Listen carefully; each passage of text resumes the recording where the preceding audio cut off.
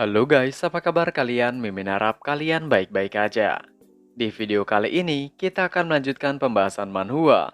Muridku adalah penjahat part ke-38. Seperti biasa bagi kalian yang baru aja, mampir di channel ini, jangan lupa untuk tekan tombol subscribe, like, dan juga komen. Dan bagi kalian yang baru aja nonton video ini, ada baiknya kalian tonton dulu video part sebelumnya agar ceritanya nyambung. Link videonya sudah kami cantumkan di deskripsi video ini, atau kalian bisa cek di playlist. Tanpa berlama-lama, mari kita bahas tuntas. Cerita kita lanjutkan. Di pembahasan terakhir, Lu Zhou menebas pedang yang direbut Xin dari salah satu kesatria hitam. Pedang itu langsung patah menjadi dua bagian. Xin benar-benar menangis dalam hatinya, karena ia telah bersusah payah mendapatkan senjata itu, dan masternya malah menghancurkannya dengan tangan kosong. Ia menanyakan dalam hati, bukankah ia telah bekerja keras? Lu Zhou mengerti perasaan kecewa Ming Seyin. Ia mengatakan bahwa hanya senjata kelas bumi tidak cocok untuk Evil Sky Pavilion. Sein mendengar itu menjadi sedikit terkejut. Jika begitu, apakah ada senjata yang lebih baik di Evil Sky Pavilion? Melihat Sein yang bengong membuat Yuan Er menegur Sein dengan mengatakan untuk melihat senjata milik Duan Museng. Itu adalah tombak Overlord. Bukankah itu keren? Kakak senior ketiga telah bertarung melawan dua lawan dengan senjata itu. Duan Museng terlihat sombong dengan tombak Overlord-nya dan mengayunkan ke sana kemari. Sein menoleh untuk melihat tombak Overlord di tangan Duan Museng. Panjang tombak Overlord dan ukiran naga yang dililitkan pada porosnya memberikan kesan yang canggih. Dia ingat ketika 10 elit mengepung Gunung Golden Jinting. Dia telah mendesak Duan Museng untuk pergi, tetapi Duan Museng tidak akan pergi karena tombak Overlord ada di tangan master mereka. Dia tidak menyangka master mereka memberikan senjata yang begitu berharga kepada Duan Museng. Hati Sein terasa berat ketika dia memikirkan betapa tidak adilnya itu. Dibandingkan dengan senjata tingkat surga, senjata tingkat bumi puncak benar-benar mirip dengan sampah. Sein tiba-tiba memuji Lu Zhou dengan mengatakan bahwa kekuatan agung Lu Zhou tidak mengenal batas. Sampah pedang tingkat bumi bahkan tidak bisa menerima satu pukulan pun dari Lu Zhou. Jelas itu adalah senjata mentah. Sein akhirnya berkata sebelum dia menendang diger yang patah itu. Setelah menendang diger, dia tersenyum penuh terima kasih sebelum bertanya, kapan ia bisa memiliki senjata yang cocok untuknya. Lu Zhou mengelus jenggotnya mengatakan untuk Sein melakukan tugasnya dengan baik terlebih dahulu. Sein sangat senang dengan kata-kata itu. Itu setara dengan janji bahwa dia akan diberikan senjata kelas surga. Meskipun masternya tidak merinci kapan dia akan diberikan senjata itu, masternya adalah orang yang menepati janji. Dia tidak ragu-ragu saat dia berlutut dan bersujud dengan tulus berterima kasih kepada Lu Zhou selaku masternya. Sein berjanji akan terus bekerja keras dan tidak akan mengecewakan masternya. Dengan begitu loyalitas Sein bertambah sebanyak 2%. Lu Zhou mengangguk ringan. Ini jauh lebih baik dibandingkan ketika dia baru saja pindah ke dunia itu. Loyalitas Sein jauh lebih stabil dibandingkan sebelumnya. Seperti yang diharapkan, sulit untuk hanya mengandalkan intimidasi dan kekuatan kasar untuk mendapatkan kesetiaan seseorang. Pada saat ini, dua kultivator wanita dari Moon Palace berteriak serempak. Alasan mereka panik adalah karena Tianxin terlihat terjatuh lemah. Dua kultivator wanita Moon Palace membantu Yi Tianxin. Yuan Er dengan cepat berlari dan memeriksa Yi Tianxin secara singkat. Dia mengatakan bahwa Tianxin baik-baik saja. Yuan Er juga menegur para wanita dari Moon Palace untuk tidak berteriak, karena itu akan menakuti masternya dengan membuat keributan. Sein terdiam. Ia bergumam dalam hati bahwa Yuan Er menyebut master di setiap kesempatan. Ia pasti tidak bisa dibandingkan dengan dia dalam hal berkata, memuji master mereka. Lu Zhou melambaikan tangan memerintahkan untuk mengunci Tianxin di pavilion selatan, sehingga dia dapat terus merenungkan tindakannya. Yuan Er membawa Tianxin dan dua kultivator wanita dari Moon Palace dari aula besar pavilion langit jahat. Pada saat yang sama, Lu Zhou menemukan bahwa kebencian Tianxin berkurang dengan cepat. Sepertinya kebenciannya yang berasal dari insiden di desa Fish Dragon menghilang. Awalnya Luzo hanya ingin Leng Luo menjelaskan alasan dibalik insiden itu. Namun sikap keras kepala Leng Luo dalam menyembunyikan insiden itu hanya menarik minatnya. Selain itu, masalah ini juga sangat mungkin terkait dengan ingatannya yang hilang. Setelah merenungkannya sejenak, dia berkata dengan acuh tak acuh, "Segel basis kultivasi Leng Luo dan kunci."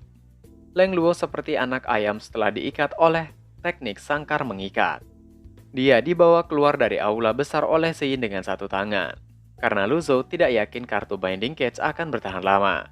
Dia dengan cepat memerintahkan muridnya untuk menyegel basis kultivasi Leng Luo. Dia punya waktu, jadi dia akan menggunakan berbagai trik di gudang senjata untuk membuat Leng Luo berbicara. Luzo masih tenggelam dalam pikirannya ketika seorang kultivator wanita berjalan keluar aula, melaporkan kepada Luzo bahwa kesatria hitam di kaki gunung membuat keributan, menolak untuk pergi.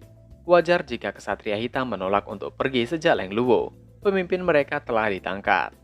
Ketika Luzo mempertimbangkan hubungan istana dengan mereka, dia berkata dengan acuh tak acuh, "Leng Luo tinggal di Evil Sky Pavilion. Beritahu mereka yang tidak punya urusan di Gunung Cinting untuk pergi."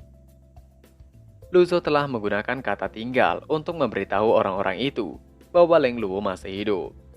Kultivator wanita memandang Luzo dengan takut-takut saat dia bertanya, bagaimana jika mereka masih menolak untuk pergi? Luzo hanya mengatakan untuk menyerahkan kepada Sein. Mendengar perintah itu, kultivator wanita segera pergi meninggalkan aula. Di kaki Gunung Cinting, beberapa ratus meter di luar penghalang, lusinan kesatria hitam sedang menatap Evil Sky Pavilion. Karena penghalang, mereka hanya bisa menginjakkan kaki di luar tanpa daya karena frustasi. Sementara itu, tersembunyi di dekat hutan, seorang pria anggun mengenakan jubah hijau diam-diam mengamati. Seorang yang berada di belakangnya dengan pakaian hijau menanyakan dengan hormat, apakah mereka akan menyerang orang-orang ini? Pendekar berjubah itu tidak melihat ke arah pria berpakaian hijau yang berdiri di belakangnya. Senyuman mekar di wajahnya sebelum dia mengatakan untuk beritahu Master Sekte pria berpakaian hijau itu bahwa ia tidak berniat mengambil nyawa hari ini. Katakan kepadanya bahwa ia meminta maaf untuk beberapa alasan. Ketika pria berpakaian hijau mendengar kata maaf, dia mundur selangkah terlepas dari dirinya sendiri. Dia berkata dengan canggung, apakah pendekar berjubah itu menghabisi Sword Freak Chen Wenji sebelumnya? Siapa target selanjutnya? Pendekar pedang berjubah menatap pria berpakaian hijau itu ke samping, menyebabkan pria berpakaian hijau mundur lebih jauh. Dia cukup ketakutan. Khawatir pendekar pedang berjubah itu akan mengatakan bahwa dia adalah target berikutnya. Namun pendekar pedang berjubah itu mengatakan untuk tidak khawatir. Ia selalu menjadi orang yang lembut dan sopan. Master Sekte pria berpakaian hijau tahu itu dengan baik. Itu adalah kata-kata pendekar pedang berjubah dengan acuh. Lutut pria berpakaian hijau itu saling berbenturan pada saat ini. Ia menimpali bahwa ia hanya merasa tertekan dari aura pendekar pedang berjubah. Ia harap pendekar itu tidak tersinggung dengan itu. Pendekar pedang itu meminta untuk tidak khawatir. Pria berpakaian hijau menyeka keringat di wajahnya saat dia menghela nafas lega. Pendekar pedang berjubah kemudian mengatakan, jika ia berencana untuk menghabisinya, ia akan memberitahu pria berpakaian hijau itu sebelumnya. Mendengar kata-kata yang keluar dari mulut pendekar berjubah itu langsung terdiam. Pria berpakaian hijau itu melihat pendekar pedang berjubah akan pergi menanyakan, apakah tidak menunggu? Namun pendekar pedang berjubah menghilang begitu saja meninggalkan pria berpakaian hijau. Pria berpakaian hijau itu tersandung, hampir kehilangan pijakannya. Dia menghela nafas panjang. Dalam hatinya bergumam, misi ini akan menjadi misi terakhirnya. Setelah dia tenang, dia terus mengamati kesatria hitam. Pada saat ini, dia melihat seorang terbang keluar dari penghalang. Orang itu berputar di atas kesatria hitam sebelum dia berhenti. Itu adalah Ming Siyin. Kembali di Evil Sky Pavilion, Luzo melihat merit point di dashboard sistemnya. Dia memiliki 2210 merit point yang tersisa. Hadiah untuk menangkap Leng Luo jauh lebih sedikit dibandingkan dengan menghabisi Elite Ranah Nation Divinity Tribulation. Ia bergumam bahwa ia hanya memiliki 5 poin keberuntungan. Ia telah melakukan 2 kali seri sebelumnya, dan yang ia dapatkan hanyalah pesan terima kasih dan sayang sekali. Luzo mempertimbangkannya sejenak. Mungkin ia harus mencoba lagi. Lagi pula, ketiga kalinya adalah pesonanya. Luzo segera menggunakan undian berhadiah. Namun lagi-lagi, ia hanya mendapatkan ucapan terima kasih. Luzo menggelengkan kepalanya. Dia menahan keinginan untuk melakukan undian sekali lagi. Itu sama dengan memperbaiki senjata. Ia harus sabar dan menunggu kesempatan. Luzo melihat sistemnya dan menganalisis semua kekuatan yang ia miliki saat ini. Setelah beberapa saat, ia menutup sistem agar tidak terburu-buru. Pada saat ini, Shin berlari keluar aula besar memanggil Luzo. Ia telah mengunci tawanan mereka. Tidak ada masalah lagi. Ketika dia melihat Luzo tenggelam dalam pikirannya, Shin dengan cepat membungkuk, jelas mencoba menyanjung Luzo. Luzo telah terbiasa. Dia tidak merasa istimewa sama sekali. Untuk semua orang yang dia pedulikan, Ming Seyin bisa menyanjungnya selamanya. Luzo berpikir bahwa Ming Seyin telah dirasuki oleh Hansen. Luzo bertanya dengan acuh tak acuh apa masalahnya. Shin mengatakan bahwa Leng Luo dengan keras kepala menolak untuk mengungkapkan dalang di balik insiden desa Fish Dragon. Namun, ia punya saran. Shin menghentikan kata-katanya dengan senyuman di wajahnya. Shin membuat gerakan memalu. Luzo tidak serta-merta meminta untuk Shin melanjutkan kata-katanya. Ia mengatakan, Leng Luo adalah pemimpin dari Kesatria Hitam. Jika dia mampu mencapai posisi itu, apakah menurut Shin, siksaannya cukup untuk membuatnya bicara? Luzo meminta untuk Shin tidak terlalu buru-buru. Luzo berdiri perlahan. Dia berjalan menuruni tangga dengan tangan di punggungnya sambil terus mengatakan, dalangnya pasti memegang sesuatu yang membuat Leng Luo tidak bisa mengatakan apapun. Shin bertanya ragu-ragu, apakah Luzo berencana untuk berurusan dengan istana? Ekspresi Luzo tenang. Dia tidak menjawab pertanyaan itu.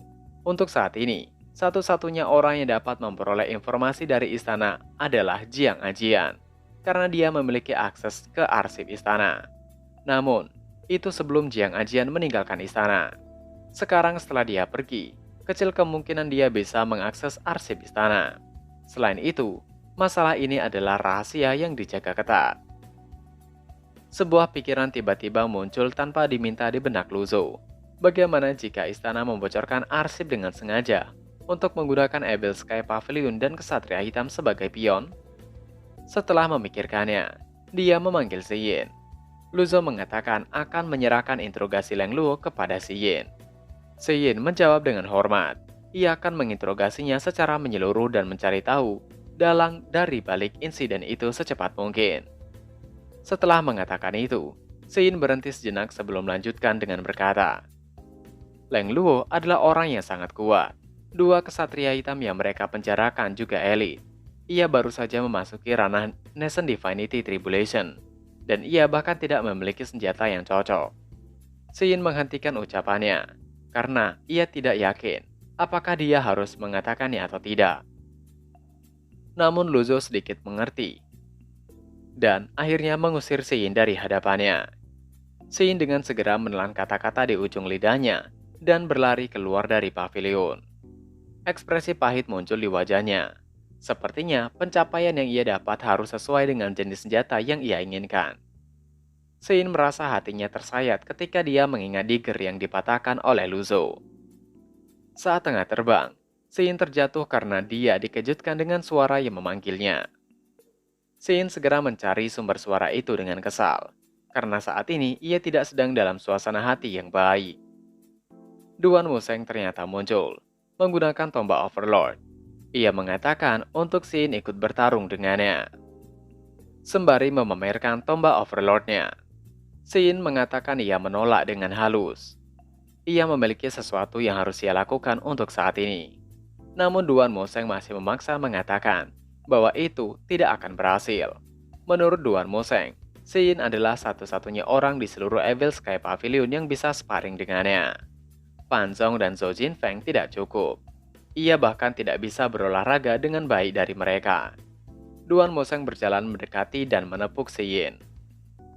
Mata Si Yin melihat sekeliling mengatakan bahwa Master telah memerintahkan dirinya untuk menginterogasi Leng Luo hari ini. Ini terkait dengan insiden The Savage Dragon. Ia menyarankan Duan Moseng untuk sparring dengan Yuan Er. Entah kebetulan yang membagongkan, Yuan Er terbang di atas mereka dan mendengar apa yang mereka tengah bicarakan. Itu membuat Yuan Er berteriak. Ia akan melaporkan pada Master jika mereka berniat untuk membulinya. Segera setelah selesai, Yuan Er terbang meninggalkan mereka dan menjauh. Keduanya langsung terdiam, tidak berani mengatakan apapun lagi. Duan Museng mengerutkan kening. Dia berkata sambil menghela nafas, Xin bisa menginterogasi Leng Luo nanti, hanya sebentar. Dia menepuk bahu Xin sekali lagi. Sementara itu, Luzo hendak mempelajari tulisan surgawi lagi ketika Yuan Er berlari ke aula besar melaporkan bahwa Jiang Ajian telah mengirim surat. Luzo meminta untuk Yuan Er membacakannya. Yuan Er mengambil surat itu dari sakunya dan membacakannya dengan keras. Ini adalah niat istana untuk melemahkan kesatria hitam. Tidak perlu takut akan pembalasan dari istana. Luzo merasa curiga. Kaisar memiliki komando langsung dari pasukan khusus. Mengapa dia ingin melemahkan mereka? Yuan Er melanjutkan membaca. Di dalam isi surat tersebut, Jiang Ajian menjelaskan, mungkin Luzo ingin menyelidiki kebenaran di balik insiden The Savage Dragon. Tapi Jiang Ajian meminta maaf untuk mengatakan bahwa ia tidak tahu apa-apa tentang itu juga. Namun Kaisar tentu saja bukan dalangnya. Yuan Er mengeratkan gigi ketika dia membaca surat itu dan melanjutkan. Dikatakan bahwa The Savage Dragon, Sungai Measuring Heaven, menyimpan banyak rahasia. Petugas masih terlihat berpatroli di sekitar area tersebut sesekali. Ini adalah arsip yang sangat rahasia dan tidak dapat diakses. Jiang Ajian memberikan dua informasi lain secara gratis. 1.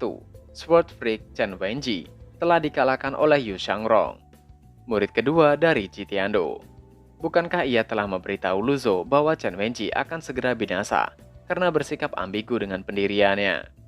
Kedua, Ren Buping, Master of Fen Temple, telah keluar dari kultivasi yang terisolasi. Dia telah pergi ke altar giok hijau untuk menemui sekte kebenaran. Di akhir surat itu juga, tertulis agar Luzo tidak melupakan hadiah yang harus diberikan. Luzo hanya tertarik pada The Savage Dragon untuk saat ini. Ia tidak peduli tentang hal lain. Dia curiga. Dengan informasinya yang dia dengar, ada petugas yang berpatroli di The Savage Dragon Sungai Measuring Heaven. Bahkan sekarang, jika Jiang Ajian menyebut detail kecil seperti itu sebagai rahasia besar, kemungkinannya jelas lebih rumit daripada yang terlihat. Setelah itu, Luzo menanyakan apakah ada hal lain dalam suratnya. Yuan Er mengatakan jika ia memberitahu masternya, maka Luzo tidak harus menyalahkan dirinya. Yuan Er tiba-tiba duduk di samping Luzo dengan diam, dan langsung memeluk lengan Luzo, mencoba untuk bertindak seperti anak kecil yang manja. Jika itu di masa lalu, dia tidak akan berani melakukannya. Ini adalah tanda yang jelas bahwa Luzo telah mengubah Yuan Er dan memiliki pengaruh atas dirinya. Ia akan perlahan mengajarinya. Ia hanya berharap Yuan Er tidak tersesat di jalan yang salah di masa depan.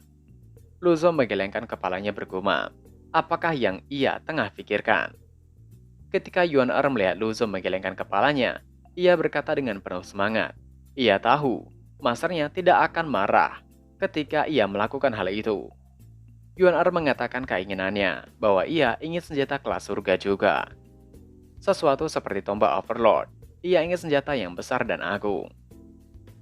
Luzo memukul kepala Yuan Er sebelum dia menegur. Berapa kali ia harus memberitahu Yuan Er bahwa basis kultivasi Yuan Er terlalu lemah untuk menangani senjata tingkat surga. Mereka akan membicarakan hal itu lagi ketika Yuan Er sudah berada di alam Nation Divinity Tribulation. Mendengar itu Yuan Er bersemangat. Ia berjanji akan berkultivasi dengan baik dan menerobos ke alam Nation Divinity Tribulation segera. Setelah itu, Yuan Er pergi meninggalkan ruangan Luzo dan meninggalkan Luzo seorang diri. Dan chapter pun berakhir. Nah, itu tadi adalah pembahasan manhwa. Muridku adalah penjahat part ke-38. Seperti biasa sebelum mengakhiri video ini, Mimin ingatkan untuk kalian bahagia dan sehat selalu. Terima kasih sudah menonton video ini dan sampai jumpa lagi di video selanjutnya. Cana!